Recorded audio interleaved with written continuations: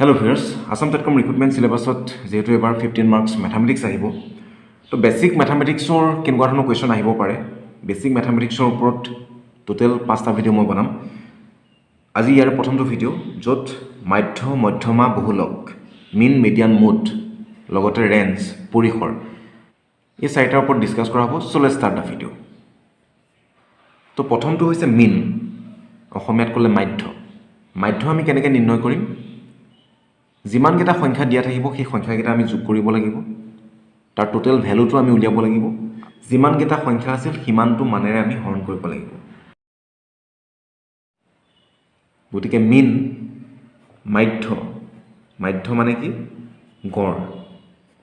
শৰ্টকে মনত ৰাখিব মাধ্য মানে হৈছে গড় উলিওৱা আমি এটা এক্সাম্পল লৈছো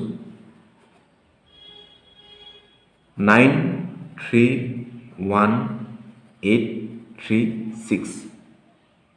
এটা কোৱেশ্চন দিয়া আছে যে ইয়াৰ মাধ্য উলিয়াব লাগে 93186 এই সংখ্যা কেইটাৰ মাধ্য উলিয়াব লাগে আমি কেনেকৈ উলিয়াম ইয়াৰ গড় মানটো উলিয়াম therefore mean equal গড় উলিয়াবৰ কাৰণে ওপৰত গোটেই সংখ্যা কেইটা যোগ কৰিব লাগিব 9 plus 3 plus 1 plus 8 plus 3 plus 6 আৰু তলত কি বহাম কেইটা সংখ্যা আছিল তাৰ মানটো বহাম সংখ্যা আছিল 1 2 3 4 5 6 ছটা সংখ্যা আছিল তাৰ মানে এনেকৈ চালেও হ'ল যে আপোনালোকে ওপৰত কেইটা সংখ্যা যোগ কৰিছে এটা দুটা তিনিটা চাৰিটা পাঁচটা ছটা ছয় হৰণ কৰিব লাগিব ওপৰত সংখ্যা কেইটা যোগ কৰি পাবগে 30 so 30 divided by 6 আমি পামগে 5 6 5 গুণ 30 6 30 5 বাৰ যায় so এনসাৰটো হ'ব 5 গতিকে এই সংখ্যা কেইটাৰ মাধ্য হৈছে 5 গতিকে মাধ্য এনে ধৰণে আপোনালোকে নিৰ্ণয় কৰিব লাগিব কিন্তু এই ফৰ্মুলাটো ক'ত এপ্লাই হ'ব যেতিয়া এনে ধৰণে গোটা সংখ্যা কিছুমান দিয়া থাকিব বিচ্ছিন্ন বাৰংবাৰতাৰ ক্ষেত্ৰতহে এপ্লাই হ'ব অবিচ্ছিন্ন বা শ্ৰেণীবদ্ধ বাৰংবাৰতাৰ ক্ষেত্ৰত অবিচ্ছিন্ন বাৰংবাৰতা বা শ্ৰেণী অন্তৰাল দিয়া থাকিলে এই ফৰ্মুলাটো এপ্লাই নহ'ব তাৰ কাৰণে বেলেগ ফৰ্মুলা আছে কিন্তু বেসিক ম্যাথমেটিক্সত মিন উলিয়াব দিলে এই ফৰ্মুলাটো এপ্লাই হ'ব গতিকে যিমান কেইটা সংখ্যা আছে সংখ্যা কেইটা ওপৰত যোগ কৰিব আৰু তলত কেইটা সংখ্যা আছে তাৰ মানেৰে হৰণ কৰিব সেকেন্ডটো আহিলে মিডিয়ান মিডিয়ান অসমীয়াত যাক কোৱা হয় মধ্যমা তো মধ্যমাৰ অৰ্থটো হৈছে মাজৰ মান মিডল ভ্যালু আপোনালোকে এনেকৈ মনত ৰাখিব মিডল ভ্যালু আমি এটা এক্সাম্পল লওঁ এই সংখ্যা কেইটাকে লৈছো মাজৰ মান উলিয়াব লাগে 931836 এই সংখ্যা কেইটাৰ মিডিয়ান উলিয়াব লাগে মধ্যমা উলিয়াব লাগে মাজৰ ভ্যালু উলিয়াব লাগে এতিয়া ইয়াত আমি কেনেকৈ উলিয়াম কি লগতে এইটো এক্সাম্পলো চাওক যদি ইয়াত এটা সংখ্যা কম থাকিলে হয় যদি প্ৰশ্নত দিয়া থাকিলে হয় 9,3,1,8,3 এতিয়া মধ্যমা উলিয়াবৰ কাৰণে আমি দুটা এক্সাম্পল লৈছো প্ৰথমটোত 1 2 3 4 5 6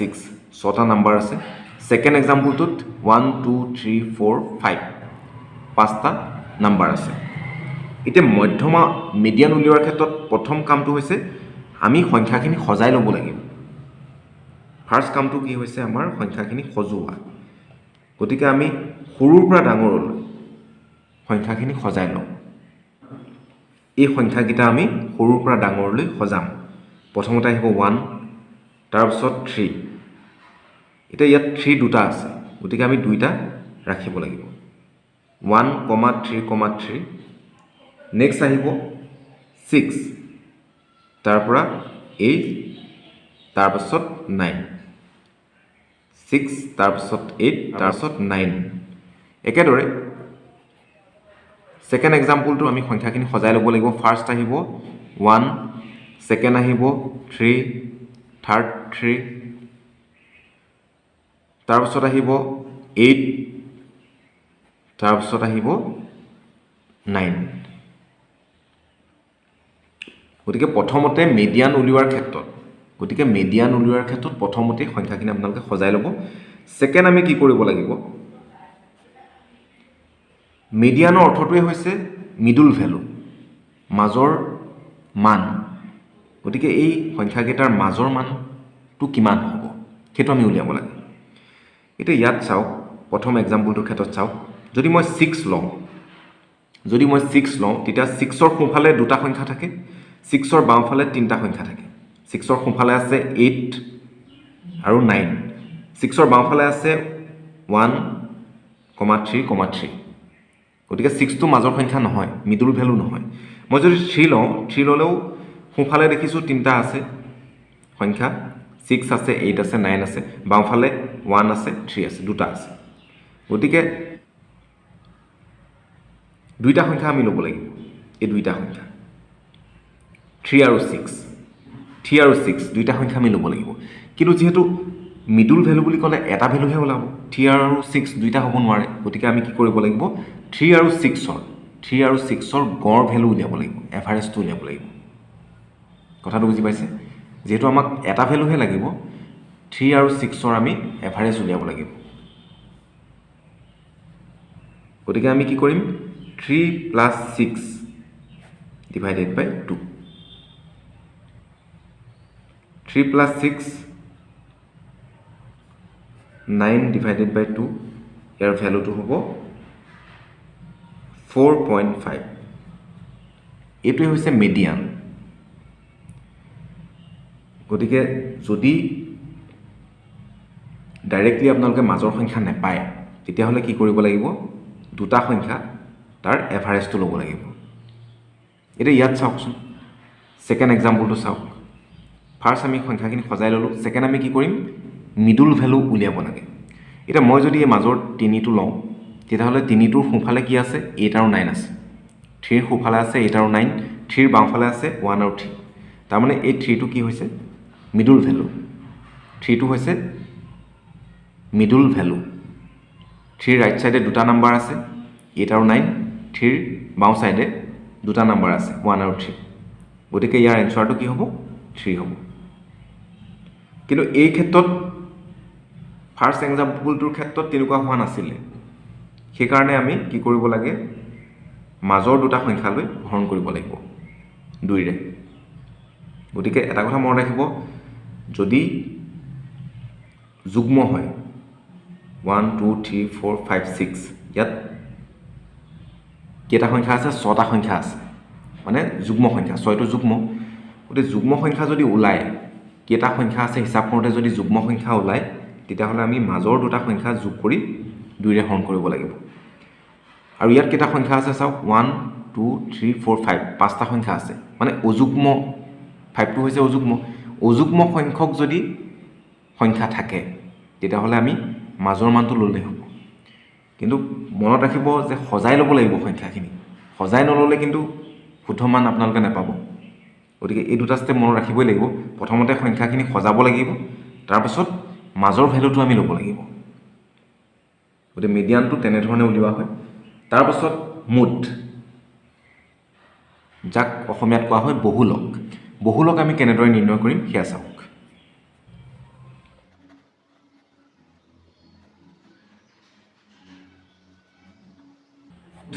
মুঠ অসমীয়াত কোৱা হয় বহুলক ইয়াৰ অৰ্থটো কি ইয়াৰ অৰ্থটো হৈছে ফ্ৰিকুৱেণ্টলি ৰিপিটেড বা এনেকৈ ক'ব পাৰে মষ্ট কমন নাম্বাৰ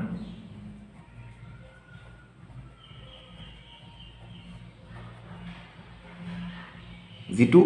আটাইতকৈ বেছি বাৰ পোৱা গৈছে যিটো সংখ্যা আটাইতকৈ বেছি বাৰ পোৱা গৈছে সেই সংখ্যাটোকে মুঠ বুলি কোৱা হয় most common number বা most frequently repeated বা highest occurred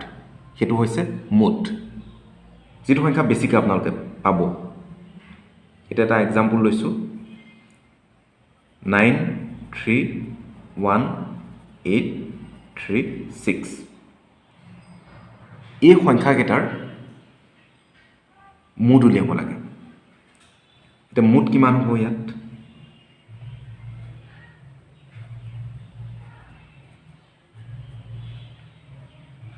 কোনটো সংখ্যা ৰিপিট হৈছে বেছিকৈ ইয়াত আমি এটা সংখ্যাই দেখিছোঁ যিটো সংখ্যা ৰিপিট হৈছে সেইটো হৈছে 3 গতিকে মুঠ কিমান হ'ব 3 হ'ব তাৰপিছত আহিলে ৰেঞ্জ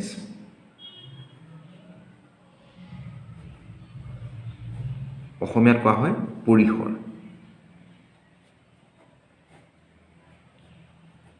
এতিয়া পৰিসৰ বুলি কওঁতে আমি কি কৰিব লাগিব উচ্চ মানৰ পৰা যেতিয়া কুৱেশ্যনত সংখ্যাবিলাক দিয়া থাকিব সেই সংখ্যাবিলাকৰ মাজততো এটা ডাঙৰ সংখ্যা থাকিব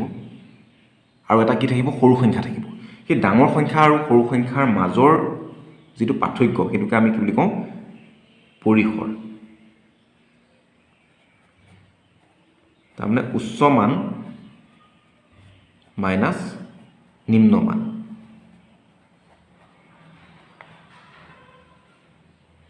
এতিয়া এক্সাম্পল এটা লওঁ 931836 ৰেঞ্জ উলিয়াব লাগে ৰেঞ্জ কিমান হ'ব এই সংখ্যাকেইটাৰ ভিতৰত আটাইতকৈ ডাঙৰ সংখ্যা কোনটো আটাইতকৈ ডাঙৰ সংখ্যাটো হৈছে 9 আৰু আটাইতকৈ সৰু সংখ্যা কোনটো 931836 আটাইতকৈ সৰু সংখ্যাটো হৈছে 1 গতিকে 9 minus 1 এনচাৰটো হ'লগৈ 8 এইটোৱে হৈছে ৰেঞ্জ therefore ৰেঞ্জ 8 গতিকে ৰেঞ্জ কেনেকৈ উলিয়াব সংখ্যাকেইটাৰ ভিতৰত যিটো ডাঙৰ সংখ্যা সেই ডাঙৰ সংখ্যা মাইনাছ সৰু সংখ্যা আৰু সি দিব আমাক ৰেঞ্জটো পৰিসৰ গতিকে মিন মিডিয়ান মুঠ ৰেঞ্জ এনেধৰণে নিৰ্ণয় কৰা হয় আৰু মনত ৰাখিব শ্ৰেণী অন্তৰাল যদি নিদিয়ে তেতিয়াহে এই ফৰ্মুলাখিনি বা এনেধৰণে আমি উলিয়াব লাগিব শ্ৰেণী অন্তৰাল দিয়া থাকিলে অবিচ্ছিন্ন বাৰম্বাৰতা হ'লে এনেধৰণে আমি সমাধান নকৰোঁ তাৰ কাৰণে বেলেগ ফৰ্মুলা আছে কিন্তু যদি এনেধৰণে ভেলুবিলাক দিয়া থাকে গোটা গোটা সংখ্যা দিয়া থাকে ভেলুবিলাক যদি ডিসক্ৰিট হয় তেনেকুৱা ক্ষেত্ৰত কিন্তু খুব সহজে কি উলিয়াবলৈ দিছে তাৰ মিনিংটোৰ পৰাই আপোনালোকে উলিয়াব পাৰিব এনচাৰবিলাক গতিকে আকৌ এবাৰ চাই লওক মিন যদি উলিয়াব দিয়ে মাধ্য যদি উলিয়াব দিয়ে আমি কি কৰিব লাগিব গড় মান উলিয়াব লাগিব যিমানকেইটা সংখ্যা দিয়া আছে ওপৰত যোগ কৰি তলত কেইটা সংখ্যা দিয়া আছে সেই সংখ্যাৰে হৰণ কৰিব লাগিব মিডিয়ান মধ্যমা আমি কেনেকৈ উলিয়াম মধ্যমা মানে হৈছে মাজৰ ভেলু মিডল ভেলু উলিয়াবৰ কাৰণে আমি কি কৰিব লাগিব প্ৰথমতে সংখ্যাখিনি সজাব লাগিব সৰুৰ পৰা ডাঙৰলৈ তাৰপিছত মাজৰ সংখ্যাটো আমি ল'ব লাগিব যদি যুগ্ম সংখ্যক সংখ্যা থাকে তেতিয়াহ'লে আমি কি কৰিব লাগিব মাজৰ দুটা সংখ্যা লৈ পেলাই গড় উলিয়াব লাগিব আৰু যদি অযুগ্ম সংখ্যক সংখ্যা হয় তেতিয়াহ'লে আমি সৰুৰ পৰা ডাঙৰলৈ সজোৱাৰ পিছত মাজৰ সংখ্যাটোৱে হ'ব মধ্যমা বহুলক কেনেকৈ উলিয়াম মুঠ উলিয়াবৰ কাৰণে আমি কি কৰিম সংখ্যাখিনি ভিতৰত যিটো সংখ্যা আটাইতকৈ বেছিকৈ আমি দেখা পাইছোঁ যিটো সংখ্যা আটাইতকৈ বেছি ৰিপিট হৈছে সেই সংখ্যাটোৱে হ'ব বহুলক বা মুঠ ৰেঞ্জ পৰিসৰ আমি কেনেকৈ উলিয়াম ডাঙৰ সংখ্যাটোৰ পৰা সৰু সংখ্যাটো মাইনাছ কৰিব লাগিব ঠিক আছে এইখিনি বেছিক কনচেপ্ট মিন মিডিয়ান মুঠ ৰেঞ্জ আৰু কুৱেশ্যন আহিলে ইয়াৰ ওপৰত এনেধৰণৰ কুৱেশ্যনে আহিব দুটা কুৱেশ্যন আপোনালোকৰ প্ৰেক্টিছৰ বাবে ইয়াৰ এনচাৰখিনি আপোনালোকে এই ভিডিঅ'টোৰ কমেণ্ট ছেকশ্যনত পাই যাব আপোনালোকে প্ৰথম কুৱেশ্যনটোৰ মিন মিডিয়ান মুঠ আৰু লগতে ৰেঞ্জ উলিয়াব ছেকেণ্ডটোৰ মিন মিডিয়ান মুঠ আৰু ৰেঞ্জ পাৰিব আৰু ইয়াৰ এনচাৰখিনি পাব আপোনালোকে কমেণ্ট ছেকশ্যনত আপোনালোকে চেক কৰি চাব পাৰিব